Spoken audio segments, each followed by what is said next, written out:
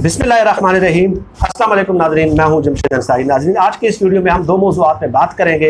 एक यूट्यूब पे पाबंदी के हवाले से जो बात की जा रही है, और दूसरा जो आप लोगों के इल्म में भी है, मुशाहिदे में भी है कि जब से मौजूदा वज़ीर आज़म बरसर इक़्तिदार आए हैं तो पहले रोज़ से लेके आज तक बिला ताअत्तुल उनके जाने की पेशगोइयाँ की जाती रही हैं, उनके इस्तीफ़े के ब्रेकिंग न्यूज़ दी जाती रही है और तारीख़ पे तारीख़ दी जाती रही है। ये तमाम तर उमूर और वाक़यात आप लोगों के बराह रास्त मुशाहिदे में है, तो ज़ाहिर है मुझे बार बार रिपीट करने की ज़रूरत नहीं है।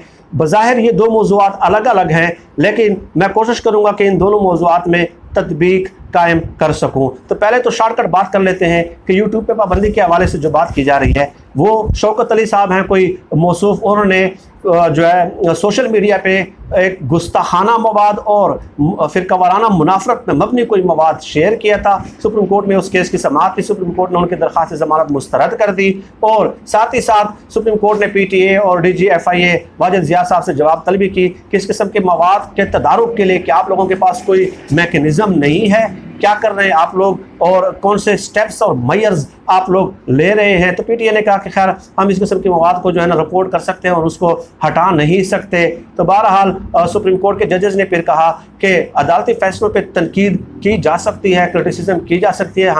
हम हमेशा इस किस्म के जो पॉजिटिव और कंस्ट्रक्टिव जो तनकीद होती है अदालती फैसलों पे, उसको वेलकम करते हैं हमेशा। लेकिन यहाँ पे मसला ये है कि रियासती इदारों के ख़िलाफ़, फ़ौज के ख़िलाफ़, ISI के ख़िलाफ़, जजेस के ख़िलाफ़ बाकायदा बदतहज़ीबी की जाती है, गैर अखलाकी ज़बान इस्तेमाल की जाती है और हत्ता कि इनके घर वालों तक को भी नहीं बख्शा जाता। खैर, ये तमाम तर कार्रवाई थी वहाँ पे और मैं मुख्तसर ग्लिम्स आप लोगों के सामने पेश कर रहा हूँ। उस पर जो डॉक्टर अरसलान खालिद साहब हैं, जो फोकल पर्सन है प्राइम मिनिस्टर के डिजिटल मीडिया, उनका 16 घंटे पहले एक ट्वीट आया है और उन्होंने वजाहत की है कि सुप्रीम कोर्ट का जो पॉइंट था वो रेगुलेशन के हवाले से था और हम ऑलरेडी जो टेक कंपनीज़ हैं, ये जो सोशल मीडिया की कंपनीज़ हैं, उनसे मुज़ाकरात कर रहे हैं। तो यूट्यूब पे बैन पाबंदी के हवाले से कोई जो खबरें हैं उसमें कोई सदाकत नहीं है, सिर्फ जो है वो रेगुलेशंस की बात हो रही है और वो डेफिनेटली होनी चाहिए थी।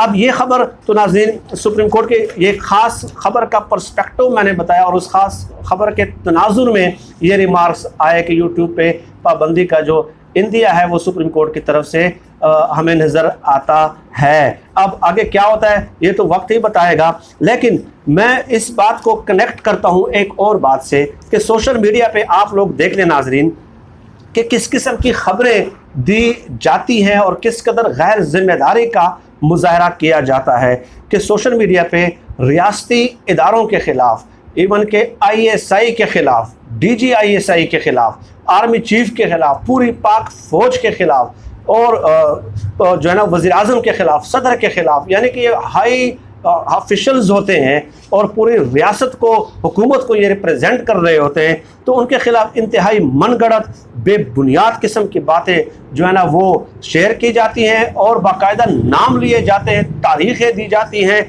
और इस तरह आप देख लें कि इस फेक न्यूज़ को ज़ाहिर सोशल मीडिया तक ये ग्लोबल लेवल पे देखा जाता है, तो इस फेक न्यूज़ को जब बुनियाद बनाकर जब हम तशहीर करते हैं तो दूसरे मुल्क के, जो हमारे दुश्मन मुल्क हैं, जो हमारे हरीफ मुल्क हैं, वहाँ से भी कुछ कमेंट्स आते हैं और वो ये देखते हैं और वो एक सवाल पूछते हैं कि क्या ये दौर जदीद की 7वीं एटमी इस्लामी रियासत है या कोई बनाना रिपब्लिक है।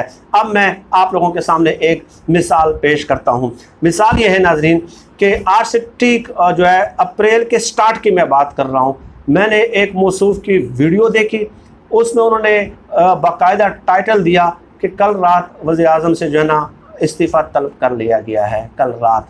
अच्छा, और साथ ही साथ वो सीनियर सहाफ़ी नहीं, सिर्फ सोशल मीडिया पे बाकायदा एक कैंपेन पूरी चली और उसमें बाकायदा एक दूसरे को ट्वीट्स के ज़रिए मुबारकबादें दी गई और साथ साथ ये कहा गया कि ये मनहूस चला गया और अच्छा किया कि ISI ने और आर्मी चीफ ने उनको घर इस्तीफ़ा उनसे तलब कर लिया, कोरोना भी चला जाएगा। सिर्फ एक बंदे ने वीडियो नहीं की, बहुत सारे लोगों ने इस पर वीडियोस की, बाकायदा नाम लेके वीडियोस की। तो इस किस्म की ख़बरों की जो है वो सोशल मीडिया पे आप बताएं एक तशहीर की जाती है, तबसरे किए जाते हैं, तज्जिए किए जाते हैं। अब ख़बर की तफसील मैं आपको बताता हूँ। तफसील ये है कि वो सीनियर सहाफ़ी अपने वीडियो में कहते हैं कि जनाब मैं सोया हुआ था, रात को 2 बजे मुझे सीनियर सहाफ़ी की कॉल आई कि आप सो रहे हैं भाईजान, आपको नहीं पता कि जनरल कमर जावेद बाजवा से जनरल फैज़, जनरल अज़हर वकास और एक तीसरे जनरल है, उनका भी नाम उन्होंने लिया। इन तीनों जनरल्स की मुलाकात होती है। उसके बाद ये तीनों जनरल्स कमर जावेद बाजवा साहब से मुलाकात करके सीधा रवाना होते हैं इमरान खान साहब के पास। इमरान खान से कहते हैं कि हमको लीक्स का ख्याल है कि आपको कुछ दिनों की छुट्टियां ले लेनी चाहिए। इमरान खान साहब हैरान हुए और कहा कि क्यों? तो उन्होंने कहा कि हमारा ख्याल है कि आप बहुत स्ट्रेस में हैं, आप बहुत स्ट्रेस में और आपको कुछ दिनों के आराम की ज़रूरत है। खैर ये बात करके जनरल फैज़ DGISI, जनरल अज़हर वकास और एक और जनरल थे वो चले गए। तो उसके बाद इमरान खान साहब तज़ब्ज़ुब का शिकार हो गए, अपने दोस्त को फ़ोन किया और उनसे कहा कि ऐसे कोई बंदे आए थे और हम मुझे कह रहे थे कि आप कुछ दिनों के लिए छुट्टी पे चले जाएँ। तो उस दोस्त ने कहा कि भाई ये मुझे कुछ समझ नहीं है कि इस बात का क्या मतलब है। तो इमरान खान साहब ने कहा कि इस बात का मतलब ये है कि मेरी छुट्टी और कुछ नहीं। तो खैर फिर इमरान खान साहब ने उसके बाद उसी रात जनरल अज़हर वकास को कॉल की कि मैं सुबह आपको बताता हूँ, और साथ ही साथ वज़ीर-ए-आज़म ने कहा कि मेरा ख्याल है कि इन हालात में मुझे छुट्टी पे नहीं जाना चाहिए, मुल्क के हालात जो है ना बहुत क्रिटिकल है। तो जनरल अज़हर वकास ने कहा कि ठीक है, मैं आपकी ये बात जो आपने अभी मुझे फ़ोन करके बताई है मैं मुतल्लिका लोगों तक पहुंचा देता हूं जिनका ख्याल है कि आपको छुट्टी पे चले जाना चाहिए। तो फिर आगे देखते हैं। फिर वो सहाफ़ी कहते हैं जो यूट्यूब पे वीडियो कर रहे हैं और जिनको 2 बजे रात को कॉल आई है, और इसके अलावा और भी बहुत सारे सहाफ़ी और सोशल मीडिया पे भी ये ट्रेंड 3 महीने बहुत फिलअप था, आप लोग देख सकते हैं खुद। तो खैर एक बात, इसके बाद आगे बताते हैं कि दूसरी खबर भी साथ ही वो शेयर करते हैं कि इमरान खान साहब जो है वो उससे मुलाकात ये तीनों जनरल्स ने जो है ना वो बनीगाला में नहीं की, वज़ीर-ए-आज़म हाउस में की, और उन्होंने कहा कि आपके फैसलों में यकसुई नहीं है, आप जो है ना फोकस्ड नहीं है, आप इंतशार का सबब बन रहे हैं, आप स्कैटर्ड कर रहे हैं सियासी फ़ज़ा को, आप अपोजिशन की तरफ हाथ बढ़ाएं, यकसुई पैदा करें, ठीक है, और कंसेंसस के साथ जो है ना फैसले करें। तो इमरान खान ने कहा फिर उस सहाफ़ी के बकौल कि जी ये लीडरशिप का एक विज़न होता है और लीडरशिप का काम होता है कि वो फैसला करे कि इन हालात से कैसे निकलना है, what is happening, what way to follow, ठीक है, और what are best possible solutions. तो क्या हो रहा है और उसके मुमकिन हल क्या हैं और कौन सा हल ज़्यादा काबिल अमल है। तो वज़ीर-ए-आज़म ने उनसे कहा कि उसका जो सिलेक्शन करना और उसका फ़ैसला करना मेरा काम है, अगर आप लोगों ने ही ये करना है तो भाई ये कुर्सी आप लोग रखें, मैंने ऐसे इक़्तिदार में नहीं रहना, मैं कुर्सी को लात मारने को तैयार हूँ, लिहाजा आप ही करें, मैं नहीं करूँगा। तो उसके बाद वो जो तीनों लोग हैं वो खामोश हो गए। अब ये मंजर कशी की है 3 महीने पहले सोशल मीडिया पे सीनियर सहाफ़ियों ने, और बाकायदा ट्वीट्स पे मुबारकबाद दी है, मनहूस कहा है और ये इदारों को शाबाश दी है, नाम लिए गए हैं। तो आप मुझे बताइए आज तक ये पेशन गोई क्या दुरुस्त साबित हुई है? या तो दुरुस्त साबित होना तो मैं भी कहूँ कि वाकई यार अगर उसने बात की थी तो ठीक है। और कैसे मंजर कशी की है, मंजर कशी ऐसे की है कि जैसे ये जिसमें खुद मौजूद हो। 3 बंदे जनरल कमर जावेद बाजवा साहब के साथ बैठते हैं, उसके बाद वो निकलते हैं, फिर वज़ीर-ए-आज़म इमरान खान के पास आते हैं, फिर वज़ीर-ए-आज़म इमरान खान से जो बात करते हैं इमरान खान साहब, जैसे ही वो तीनों जनरल्स निकलते हैं इमरान खान साहब फ़ौरन दोस्त को फ़ोन करकाते हैं, दोस्त के साथ 2 लाइनें जो हुई हैं वो बताते हैं। ये इस किस्म की मंजर कशी करते हैं।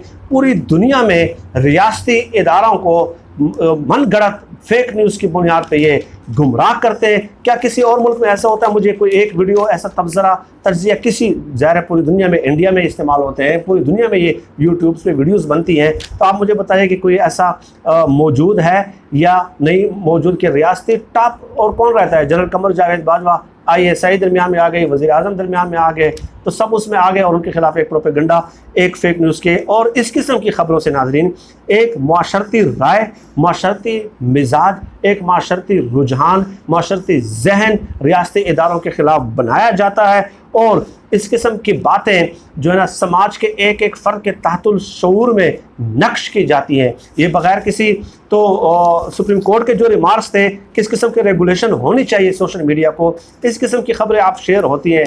एक तो ज़ाती जो घरों तक बातें की जाती है, बदअखलाक़ी पर मबनी तबसरे, तज़िये और ट्रेंड्स बनाए जाते हैं, उनके कौन साहिब फ़हम शख्स जो है वो उसकी तौसीक कर सकता है या उसकी हौसला अफजाई कर सकता है, उस पर भी होनी चाहिए, रेगुलेशंस होनी चाहिए। पाबंदी मसले का हल नहीं है। लेकिन मैं आपको ये बताऊं कि ये जो ख़बरें, जो तज़िया मैंने आपको बताया कि 3-4 रियासती इदारों को कहा गया कि जी इमरान खान से कल रात इस्तीफ़ा तलब कर लिया गया। एक अंग्रेज़ राइटर है नाज़रीन, ठीक है। उन्होंने एक किताब में लिखा है कि जो मीडिया होता है, हम माशरती रुझान कैसे पैदा करते हैं और कैसे बनाते हैं, और किसके खिलाफ, किसको हमने हीरो बनाना है, किसको हमने ज़ीरो बनाना है, ये फ़ैसला हमने तय करना होता है। और वो कहते हैं कि ये फ़ैसला लाजमी हमने ही करना होता है कि सैकड़ों दस्तयाब खबरों में से कौन सी न्यूज़ आइटम्स के साथ हम उस दिन का मंजरनामा मुरतब करने वाले हैं। और वो कहते हैं कि मीडिया खबरों को घुमा घुमा कर और धागों की तरह उड़ा उड़ा कर अवाम के सामने इस तरह पेश करता है कि ये एक सियासी राय और उस सियासी राय की बुनियाद पे एक माशरती रुझान बन जाए। तो ये जो दिन रात पाक फ़ौज के जो इदारे हैं, जो सिक्योरिटी के इदारे हैं, उनके ख़िलाफ़ इस किस्म के तबसरे हैं। तो जब बार बार आप इस तरह की बात करेंगे तो एक सियासी राय आवाम की बनेगी और एक माशरती रुझान बनेगा, और उनके और आने वाले नस्लों के जहन में आप उनके ख़िलाफ़ जो है एक जहर बढ़ते जा रहे हैं। और साथ ही साथ ये राइटर लिखते हैं कि आज के जो तज्ज़ियाकार हैं, जो सीनियर तज्ज़ियाकार हैं, वो अपने प्लेटफॉर्म को और प्रोग्रामों को ब्रेन वाशिंग के आले के तौर पे इस्तेमाल करते हैं और ख़ुसूसी नज़रियात के बीज बोते हैं और सियासी राय आमा को ख़ुसूसी मकासद के लिए तैयार करते हैं। और मीडिया एक आंख से, या इस किस्म के जो तज्ज़ियाकार हैं, जो साफ़ी है, वो एक आंख से देखने वाली नस्ल को तैयार करते हैं, वन आइड जनरेशन को तैयार करते हैं। और जो हमारी आने वाली नस्ल है, उन ख़बरों को, जो इस किस्म की फ़ेक न्यूज़ है जो रियासती इदारों के ख़िलाफ़ होती है, उनके तहतुल शऊर और लाशऊर का हिस्सा बनाते हैं और पाकिस्तान का कोई और ही नक्शा वो दिखाना चाहते हैं। तो ये इस किस्म के तबसरे, तज्ज़िये, गैर अखलाकी ज़बान, मैं उसका पूरा कंटेक्स्ट मैंने आप लोगों को बताने की कोशिश की। तो उनको डेफिनेटली रेगुलेट होना चाहिए और एक ज़िम्मेदारी के साथ जो है ना अपने तबसरे और तज्ज़िये पेश करने चाहिए। ये बात आप कर सकते हैं कि अपोजिशन की पार्टीज़ आप मिल रही हैं तो उसका मुस्तकबिल का सियासी मंजरनामा क्या होगा। अगर मिल जाती हैं, सारों का कंसेंसस हो जाता है, प्रोटेस्ट लॉन्च करती है, गली कूचे में रैलीज़ निकलती हैं, तो डेफिनेटली हुकूमत के लिए मुश्किलात पैदा होंगी। अब आप ये सियासी एक तज्ज़िया कर रहे हैं जो पॉलिटिकल डेवलपमेंट साथ साथ हो रही हैं, लेकिन मुल्क की रियासत के 4-5 बड़े इदारों के टॉप ऑफिशल्स के जो मीटिंग्स की खबरें हैं और एक एक सेकंड की जो खबर है वो आप तबसरों और तज्ज़ियों में पेश करते हैं और दुनिया के सामने धागों की तरह घुमा कर पेश करते हैं। तो एक सियासी राय आप बैरून मुल्क भी बना रहे हैं, अपने चार्जशीट पेश कर रहे हैं और मुल्क के अंदर भी पेश कर रहे हैं। नाज़रीन, आज के लिए इतना ही। इस मौजूद पर मज़ीद बात होती रहेगी। आप सब लोग अपना बहुत बहुत ख्याल रखिएगा, मुझे अपने दुआ में ख़ुसूसी तौर पर याद रखिएगा। अल्लाह हम सब कामयाब नासिर हो। पाकिस्तान जिंदाबाद। अल्लाह हाफ़िज़।